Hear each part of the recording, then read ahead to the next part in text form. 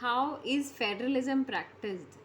When we say कि federalism, अब भाई इंडिया में हमने सोचा कि फेडरलिज्म बढ़िया है, ठीक है, सेंटर और स्टेट में पावर बांटेंगे और वंडरफुल रहेगा।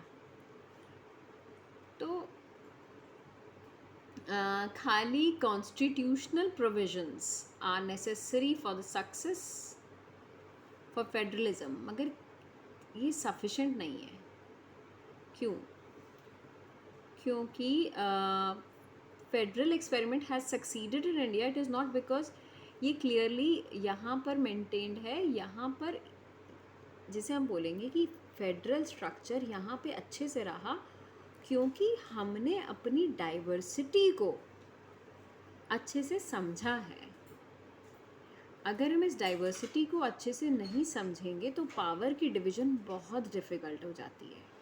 It is very important to understand the diversity and respect the diversity, and you should accommodate all your differences. Only then we can have a beautiful and a wonderful federal structure. तो यहाँ पर बात आई कि अब भाई अगर states को बांटना है तो स्टेट्स कैसे बंटने चाहिए? इंडिया में इतनी डाइवर्सिटी है, कैसे बांटें? सबसे पहले creation of linguistic state. What do you mean by linguistic? That is related to language. शाबाश, related to language ना। तो अब भाई इंडिया में कितनी सारी लैंग्वेजेस बोली जाती हैं? अच्छा, हमारी बहुत सारी है ना। हाँ, तो सबसे पहला था कि जिसे हम बोलेंगे major test for democratic politics, that was the creation of linguistic states. एक मिनट, मैप में तो चलो कोई इतना इम्पोर्टेंट नहीं है, सीधा हम टेक्स्ट पर ही आते हैं। देखो, अभी हमने जो पुराना मैप देखा था और ये नए वाले में हमें क्लियरली पता है ना कि बहुत सारे हमने नए नए स्टेट्स बनाए। सो जब 1947 में many old states they were changed and we wanted to create new states, ये हमने ध्यान में रखा कि the people who are speaking the same language they are there in that state. हाँ, बहुत सारे ऐसे स्टेट्स भी हैं जिनका बांटने का हमने ग्राउंड्स लैंग्वेज नहीं रखा, वो हमने कल्चर या एथनिक ग्राउंड था या ज्योग्राफी भी थी, वो थे हमारे नागालैंड, उत्तराखंड और झारखंड।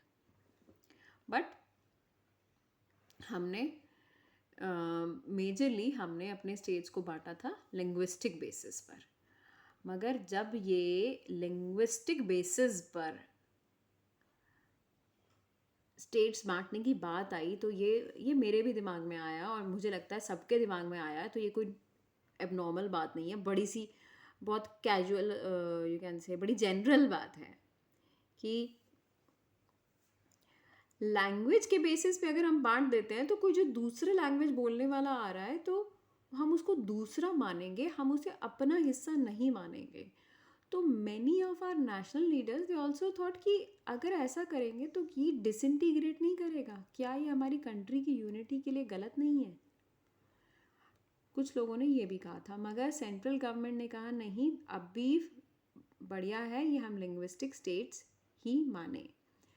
मगर by the time we have seen and experienced that these formation of linguistic states had made this administration of the state easier और हमारी कंट्री को यूनाइट भी रखा है, ऐसी कोई प्रॉब्लम नहीं आई है लिंग्विस्टिक बेसिस पर।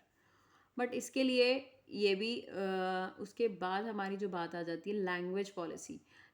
अगर ये आपका क्वेश्चन आता है how federalism works in India, तो you will be writing about all these things. आप लिंग्विस्टिक स्टेट्स भी लिखेंगे, लैंग्वेज पॉलिसी भी बताएंगे और सेंटर और स्टेट का रिलेशन भी बताएंगे। अब आ जाता है लैंग्वेज पॉलिसी। पहला था क्रिएशन ऑफ लिंग्विस्टिक स्टेट, पहला टेस्ट था हमारे इंडियन फेडरेशन के लिए।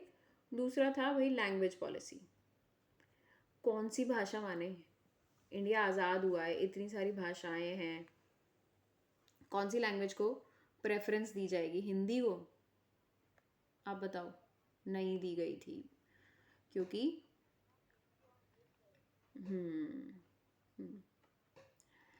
So our constitution did not give the status of national language to any one language. Hindi को ऑफिशियल लैंग्वेज माना गया और हिंदी सिर्फ 40% इंडियंस की मदर टंग थी, तो बाकी लैंग्वेजेस को प्रोटेक्ट भी करना था। तो हिंदी के साथ साथ 22 लैंग्वेजेस को हमने शेड्यूल्ड लैंग्वेजेस के अंदर डाल दिया।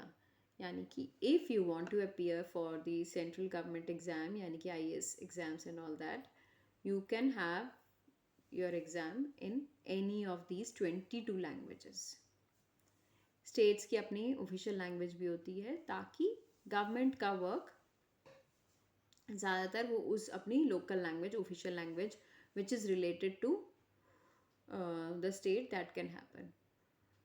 तो यानी कि अगर हमने ये एटीट्यूड रखा ताकि हमने सारी लैंग्वेजेस को वैल्यू दिया, तो ये बहुत ही अच्छा रहा। अदरवाइज श्रीलंका का में क्या हुआ था, we know that Sinhala speaking और Tamil speaking, they had a very, हाँ right, they had very serious disputes and which led to the civil war.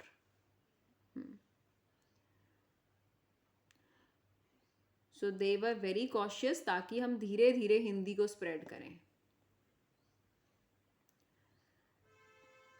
So English speaking लोगों को भी हम क्या कहते हैं, ये उनको लगा ठीक है इंग्लिश भी चलेगी साथ साथ और हिंदी भी चलेगी, बट स्टिल धीरे धीरे हम हिंदी को प्रेफरेंस और प्रमोट तो कर ही रहे हैं साइड बाय साइड, बट हम किसी दूसरी लैंग्वेज को नेग्लेक्ट नहीं कर रहे। This flexibility is very important for our country and our country's federal structure. ठीक है।